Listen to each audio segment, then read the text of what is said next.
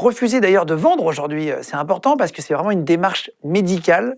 D'ailleurs, c'est étonnant que l'État ne l'ait pas fait, on va en parler, mais en gros, ça permet de passer les dossiers médicaux quand vous êtes par exemple dans un hôpital, vous avez une maladie, tu me dis si je me trompe, hein, Ouais, voilà, tout à fait. et ça permet de passer de service en service le dossier médical pour éviter les erreurs médicales.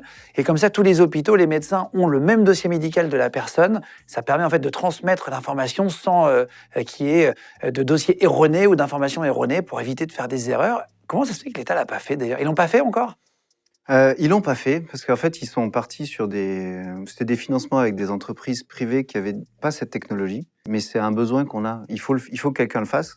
Et donc, il y a 10 ans, on s'est dit, bah, tiens, c'est pas fait, on va le faire. J'ai entendu ce qu'elle a dit, il y a 10 ans, ça fait 9 ans et demi qu'ils sont en train de coder le logiciel, c'est exceptionnel. Ouais. Alors ça y est, maintenant c'est en service déjà dans 15 hôpitaux. 18, Non, 18. 18 hôpitaux, ouais, figure-toi. 18 hôpitaux, et donc c'est en train d'arriver, ça y est, partout, de se déployer. Ils vont être à la recherche de financement, ils vont pas vouloir être rachetés par des groupes, par des fonds d'investissement, ni étrangers, voilà, ils veulent rester, pour que ça reste en France.